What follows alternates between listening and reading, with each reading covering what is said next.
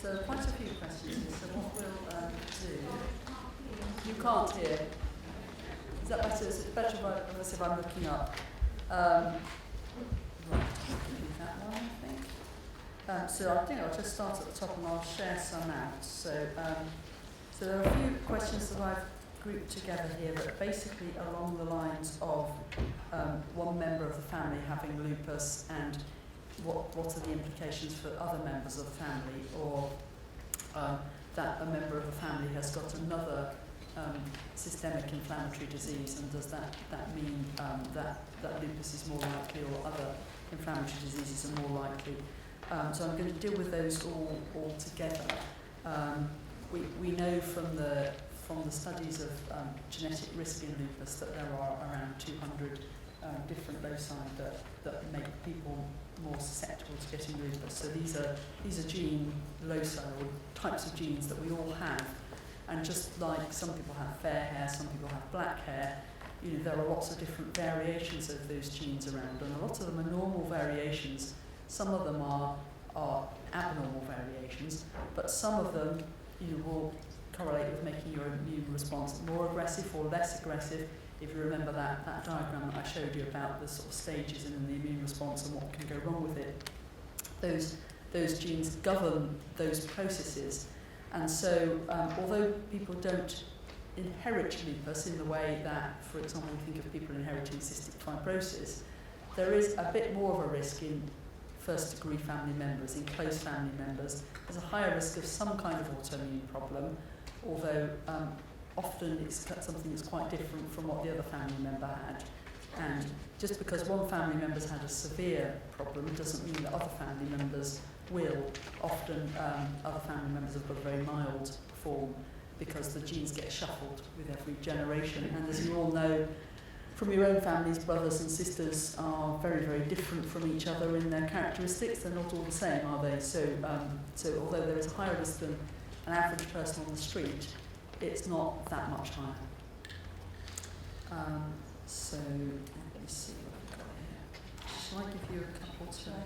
Yes, do you want to deal with that? So we've got a question here, is why are lupus patients at a higher risk of having a heart attack? So patients who have a chronic autoimmune disease and have increased levels of inflammation in their blood over a long period of time do have a slightly increased risk of developing coronary artery disease and atherosclerosis of the vessels. So, I mean, I wouldn't say that your risk is huge, but it is increased. So when I was talking relative to somebody who's your same age and sex who hasn't got lupus, you do have an increased risk of coronary artery disease. And that's why we feel it's important to try and minimise as many other risk factors for coronary artery disease as possible. So stopping smoking, making sure diabetes is picked up early and treated aggressively. And you'll often be recommended to take a little aspirin a day as well. Right, do you want to take one? The question I have is it a good idea to take vitamin D? What is the right amount? And are lupus patients tested regularly for low vitamin D levels? Well, we check all our patients annually, and depending on the level will depend on what dose that we give. So a lot of our patients, we advise you not to go out in the sun because it can flare your lupus, so then your vitamin D levels are often lower. And so we would advise supplementation of vitamin D. And the normal amount is that we'd like a vitamin D level above 50. So most patients will be on about 800 units. But if the level is very low, we give you a 5-week course first of a higher dose to bring your level up to the normal level. And then the 800 units of vitamin D is the sort of maintenance dose to keep you up there, because we don't like you going out in the sun and getting photosensitivity rash. So it's important to get your vitamin D level tested annually, and most of our patients are normally on vitamin D supplementation. So I'll just take this one. So does lupus affect the working of the system with regard to other diseases, and does HLA-B27 affect lupus? So HLA-B27, some of you might know, is a gene that codes for something called an MHC molecule that's very important for showing the immune system fragments of things that it might want to respond to, or at least that it can then decide whether or not to respond to. And the reason we sometimes are interested in it clinically is that it's associated with an inflammatory disease called ankylosing spondylitis, which is an inflammatory back problem. Now, usually we would think of that, or generally we would think of that as being something that is quite different from lupus, but autoimmune conditions and inflammatory conditions do have a tendency to overlap with each other, and if occasionally we do come across somebody who has lupus but might also be HLA-B27 positive, and I have on a few occasions seen people with lupus who've also got inflammatory back problems. So we don't think of HLA-B27 as being a predisposition for lupus, but they might happen to occur together. Yeah, so I've got a question about anemia. So somebody who's got quite severe anemia with a low red blood cell count asking about whether that's related to lupus. So it's relatively common for people to get anemic when they've got lupus, and that could be because of the chronic inflammatory disease, which in itself can cause lupus. If lupus affects the kidneys and you've got kidney damage, then that can make you anemic. But sometimes in lupus, the antibodies that people develop can attack the red blood cells and cause the red blood cells to break down. So the answer is yes, there are a number of ways in which lupus can cause anemia.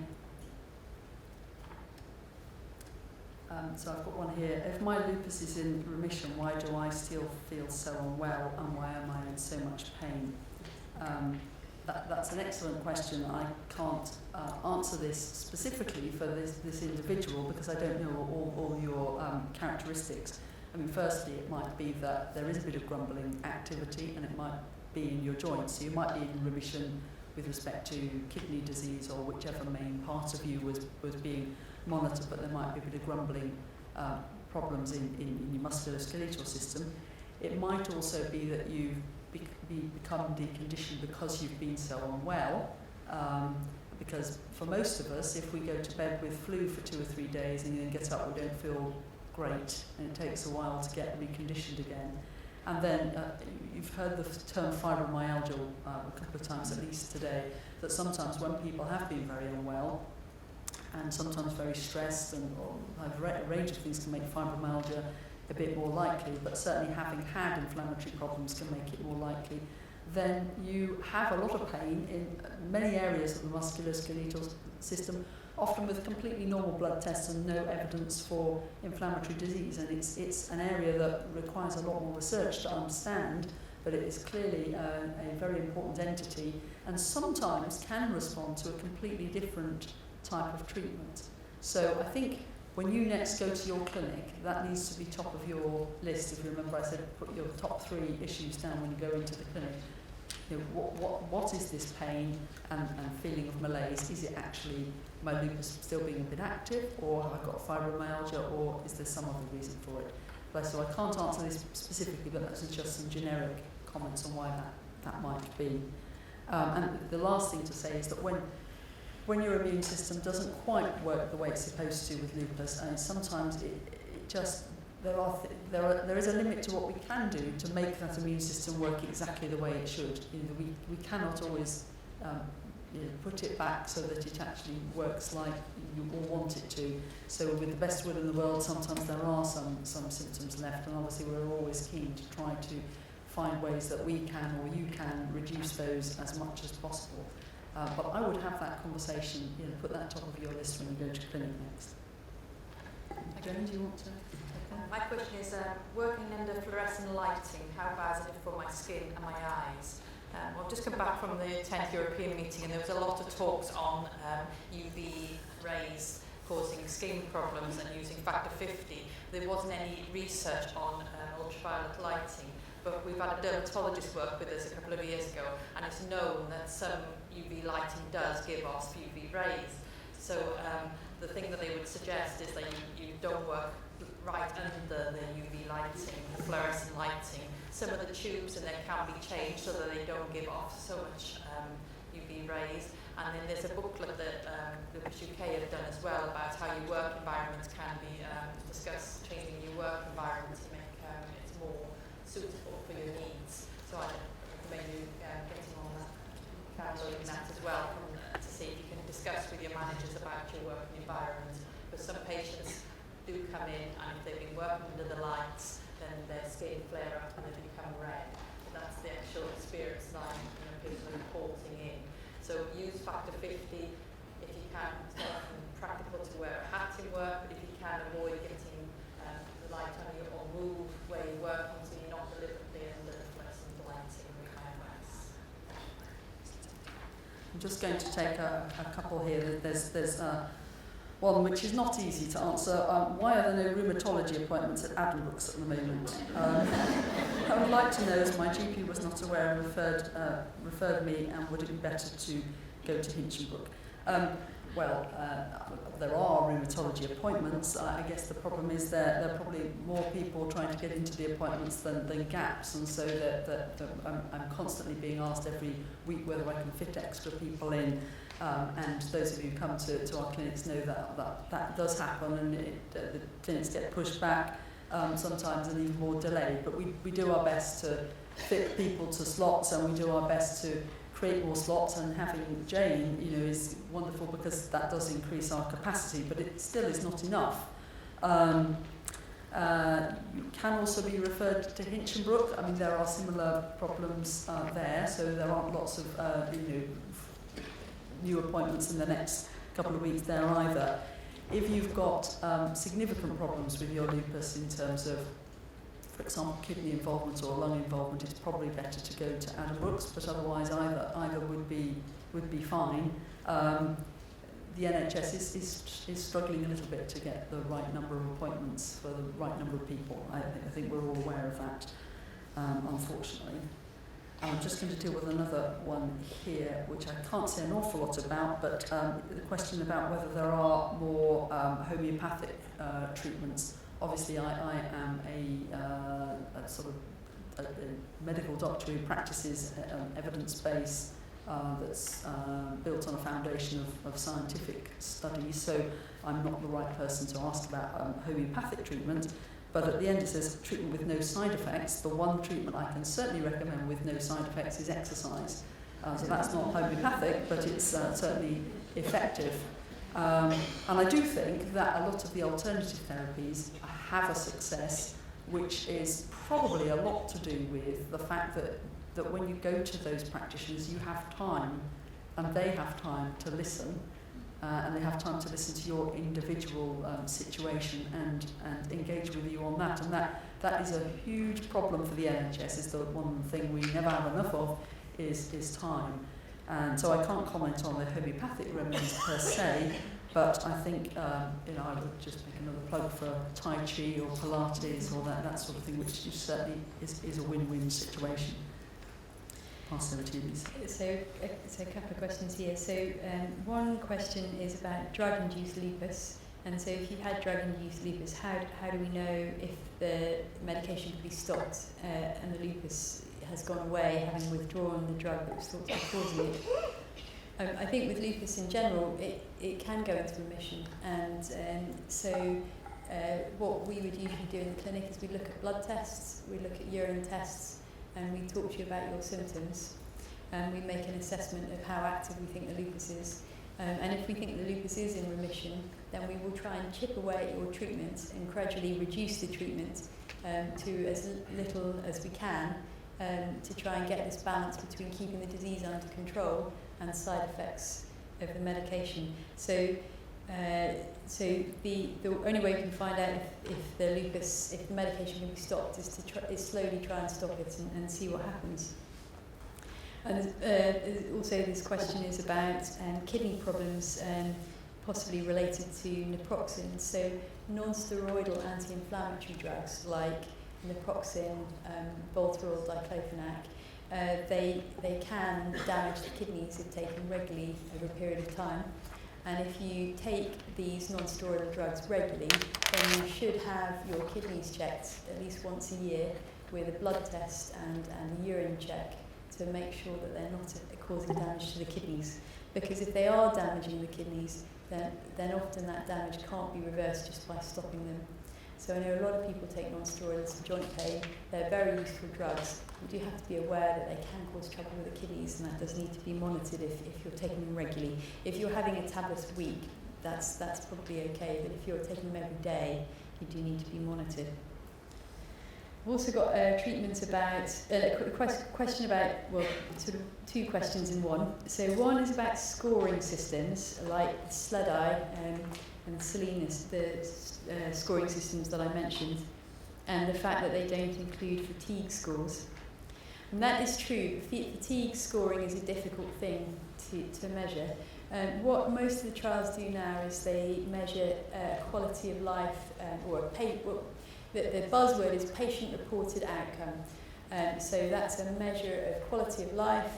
You can sometimes get disease-specific quality of life measures, and those are looking at how the treatment that you're given is affecting your quality of life, because that's the most important thing. If we give you a very nasty treatment, it's got lots of side effects, we might get your disease under control, but your quality of life might not be improving.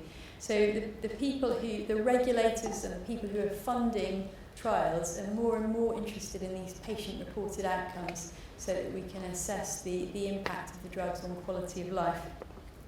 And the second part of this question is about treatment algorithms. Why are patients forced to go through a long list of cheaper, less effective treatments before being provided with more effective biologic drugs? Well, I hope to some extent I've answered that in my talk. So the biologic drugs do help, and there is a role for them, but they're not a magic bullet. They're improving response rates by about 10% over and above the standard treatment of steroids and mycophenolate. So they can help, they do have a role to play, but alone, rituximab or belimumab, they won't work. The standard treatments, the trials that have been done have been using these drugs on top of standard treatments. So they can be helpful, they are expensive, and what NICE is looking, when the National Institute of Clinical Excellence reviewed the data from belimumab, they were thinking, how much added benefit does it give people? How much is that costing? And is it worth it, basically? Because if people are only getting a small gain from it and it's costing tens of thousands of pounds each year, you have to ask, how much is it worth it? What we try and do as clinicians is look at each individual person and decide, will this person benefit from this drug? And if we think you'll benefit from the drug, maybe you don't fit the criteria, but we do think you'll benefit from it, we will do our utmost to try and get that drug funded for you. But for most people, just giving one of those biologic expensive drugs and not steroids and mycophenolates, certainly in terms of lupus nephritis, would not be the answer. It wouldn't get the disease under control. Would you agree? I would agree, and they're not risk-free either. If you have a life-threatening or organ-threatening situation with your lupus, then the risk of adding rituximab is certainly undeniably worth it. If you've not responded to other medications, but if your lupus is not threatening an organ system, but is making you feel really grotty, then it's a harder decision, because rituximab can have some important adverse effects, and some of them are not reversible. And once we've given rituximab, for example, your immune system will never be the same again. So we won't, for example, your GP won't be able to immunise you against new agents so easily. Your B cells will not make those antibodies, and so it is a big decision. It's not a decision that we take lightly. Sometimes, it clearly is the right thing to do. And NICE, or NHS England, NICE, there are two different ways of having drugs assessed. NHS England has come out with a set of policy documents that delineate when we generally can and can't use these agents, which is based on people sitting down trying to weigh up all the pros and cons. And sometimes we feel that patients who don't fall into the category also merit rituximab, and then we submit applications and try to get the funding. But it's not a trivial decision. We have seen, both of us, all of us actually, many people who have undeniably had significant benefit from rituximab. And we have actually gone into battle with NHS England in the past when they've said, no, you can't use rituximab in lupus, which was a decision that they made a few years back, and we advocated for keeping it on our sort of lexicon and broadly agree with the NHS England criteria. But it's not a question of, it's just a better medicine that's not being used, and we should be using it from the outset. That's absolutely not correct. So it should be used if the more usual and reversible treatments are not holding the disease, and in those sorts of situations, rituximab can be a great benefit, but it's not as straightforward as one would like. I think I might just pick up a couple more and then come back to you, Jane. So I've got a question about radiotherapy on discoid lupus. One of the audience, unfortunately, has been diagnosed with breast carcinoma and I presume has been told they should have some radiotherapy. Radiotherapy can make your lupus flare, like sunlight can. So, again, I would not recommend sunbathing, but if you need to have radiotherapy to treat a breast cancer, then that is the right thing to do. Like a lot of these things, it's a question of risks and benefit. So the better thing to do here is to have the radiotherapy, but get your radiotherapist or oncologist to drop a line to the rheumatologist, because you might then, you will need a plan for what to do if your lupus flares, because it might, particularly at that site where the radiotherapy's being delivered. So you need a plan to know what to do about that. And I'll just take another one here. So are there sleep specialists? Are there sleep specialists? Because lupus patients can be referred to within the NHS to monitor sleep patterns and find some solutions to lessen the debilitating impact of chronic fatigue. So there are two answers to that, really. Firstly, there isn't such a thing on the NHS as a sleep specialist to generally look at sleep disturbances in diseases, because at the moment we wouldn't quite know what to do about that. So that is a good example of a research question that might need taking to the patient-led hub that Dr. Hinxton was talking about before. And it's a good example of how you take, or a good example of a problem where there's a clear issue that's important to patients, but that's got to be turned into a question that can actually be looked at meaningfully in a research study.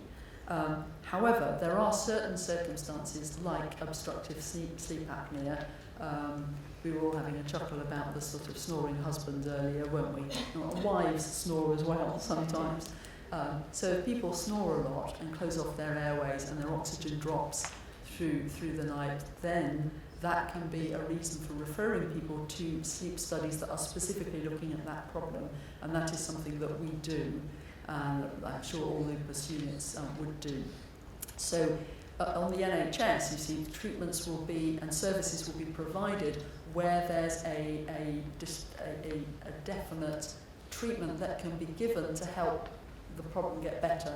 If nobody quite knows what to do when you've shown that there's a sleep problem, then that's not a very cost-effective service, and so that's why that doesn't exist. But it's an interesting research question.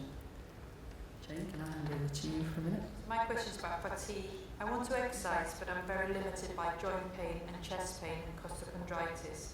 What is the best way to manage this and still get the exercise I need?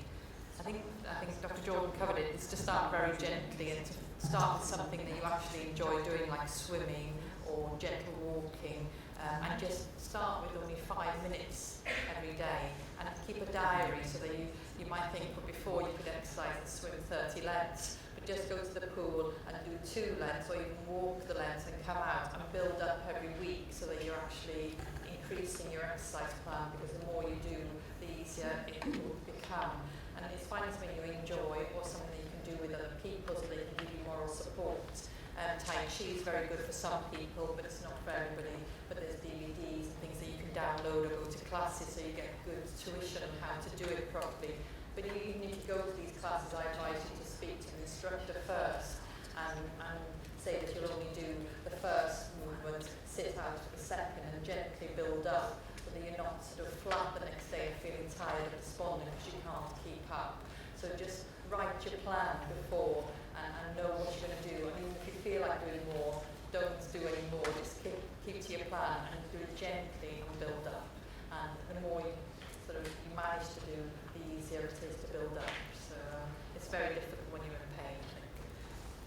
So I'm just going to check a couple more now. So a question here is about controlling lupus with diet and exercise.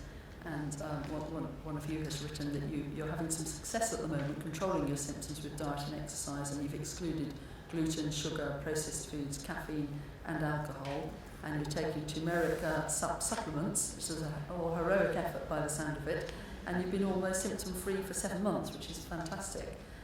Could this be controlling the lupus, and has anyone else tried it?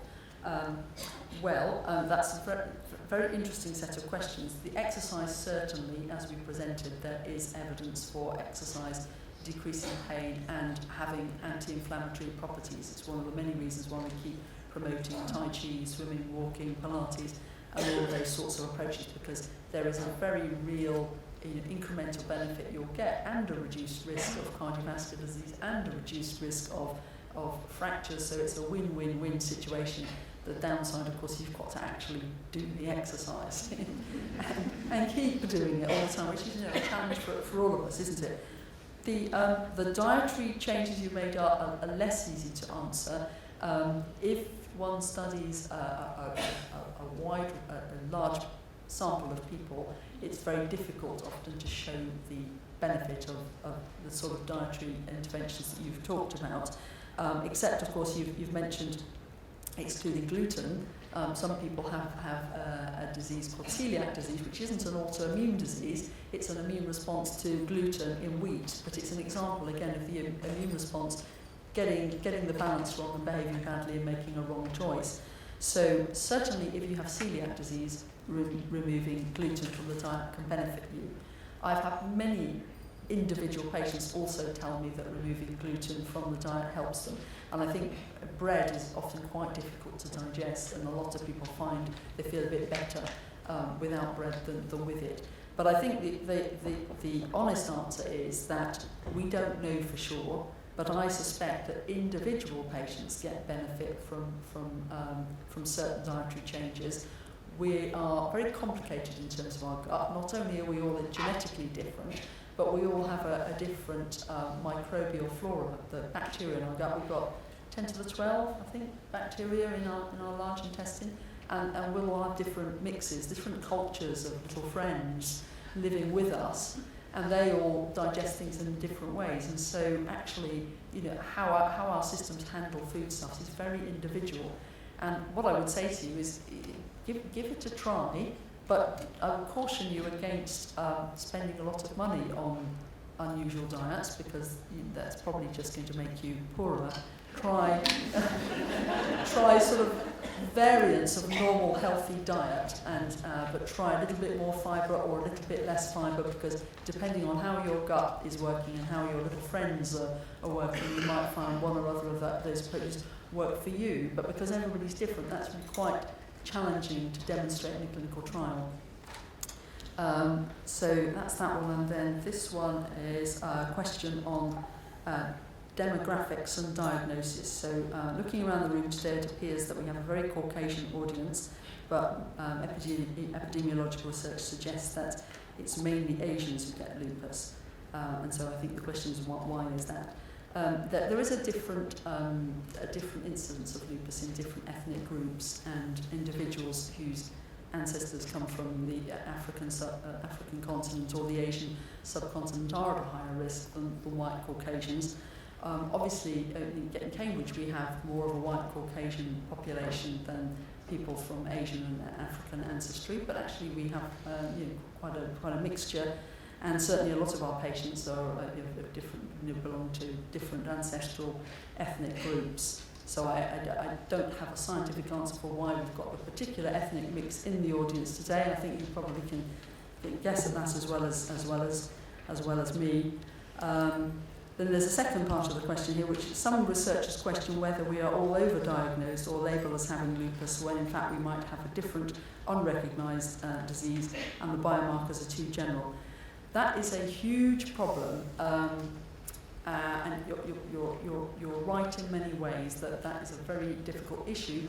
I've told you already a couple of times, I think, that if we talk about lupus that meets all the criteria, for lupus, those group of people are known to have 200 different genes involved in the susceptibility of those diseases. And then we have all the other autoimmune diseases that are a bit like lupus, but not lupus, like Sjögren's and rheumatoid arthritis and the small vessel vascular disease.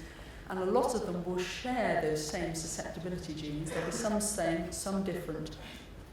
I think it's a bit like going walking in the Lake District, really, because I enjoy that when I get the chance. You know where you are when you're on the top of Scarfell Pike, don't you? Well, as long as it's not foggy, you know where you are.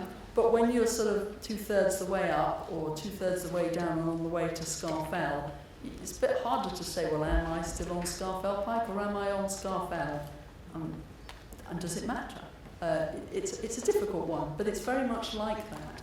So I certainly take the pragmatic approach that, you know, if the individual is describing symptoms which could be caused by the immune system behaving badly, and they have some evidence for that, either in having autoantibodies or having other inflammatory markers or other evidence for their immune system misbehaving, then I think odds on it probably is caused by an autoimmune or autoinflammatory problem.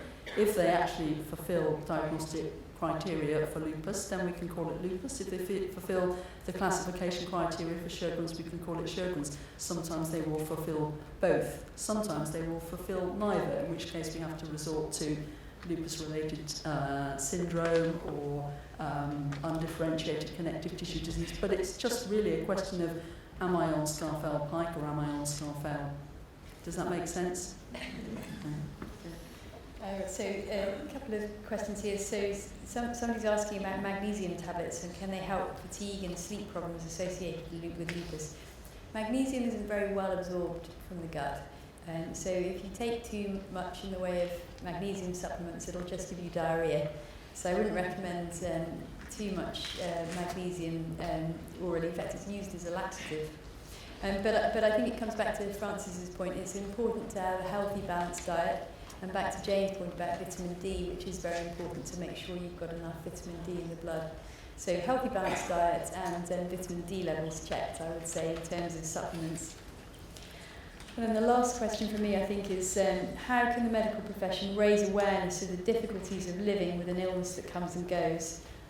I'm not quite sure how to answer that one. This is a big problem that I'm sure you'll be all too aware of. Often patients with lupus look quite well and try to look well, even when you're, poorly and you're suffering. You can still, other people don't appreciate the problem. If you're missing a leg, it's obviously, you know what the problem is. But with lupus, you can be quite poorly with it and actually look quite well, and that is a real problem, if you like, because your friends, your family, they don't appreciate, they can't see what you're going through.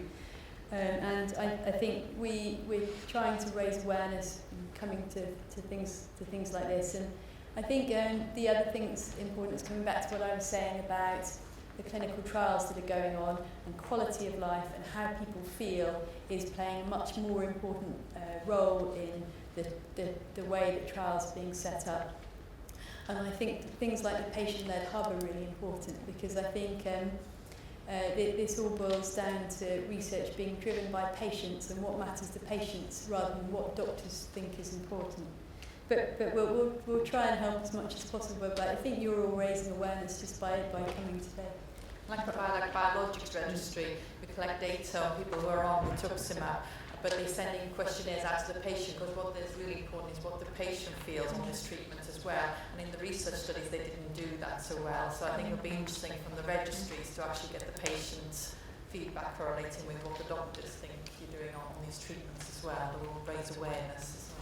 A couple more points as well. Over the last 6 months, we have in the East Anglian region set up a network of clinicians with an interest in multi-system autoimmune disease, obviously including lupus.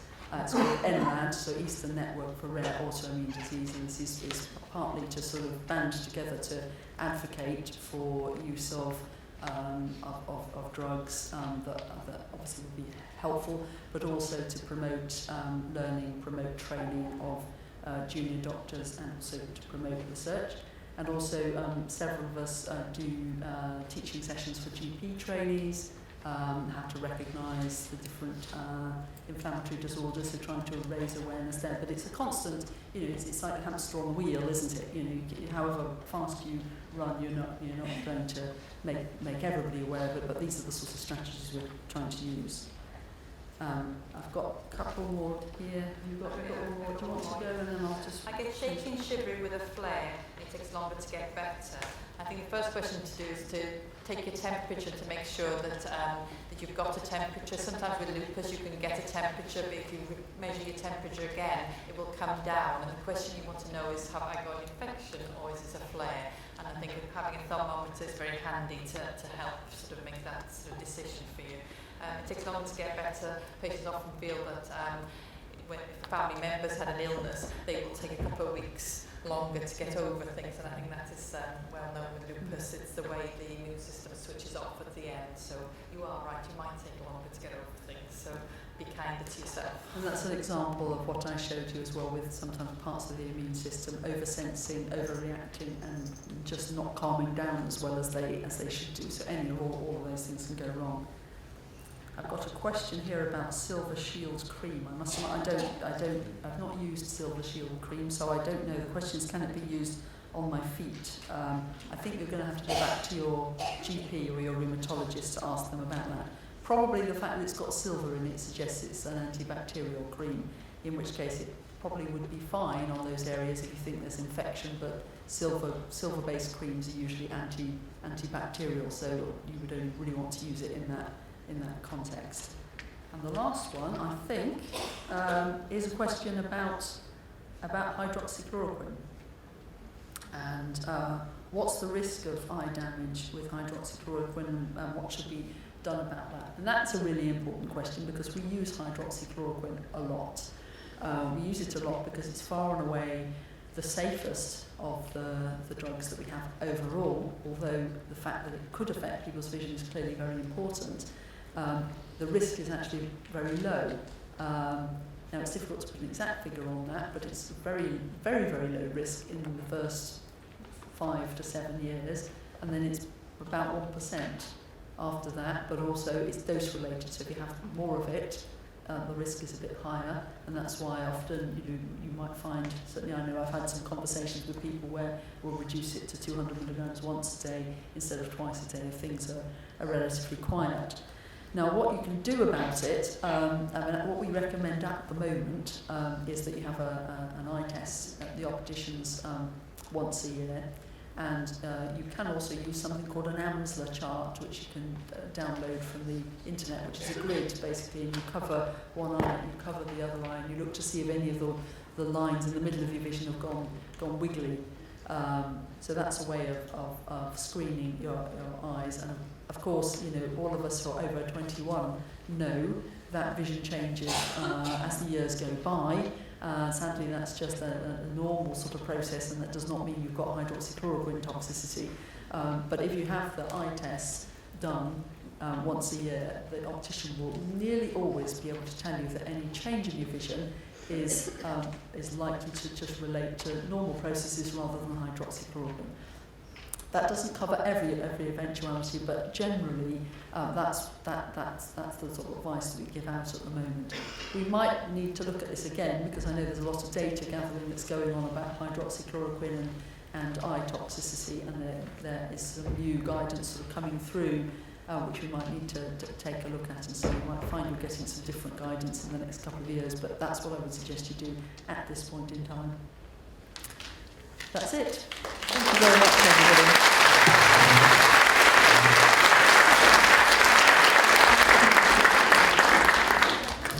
Please join me in saying thank you to all our speakers.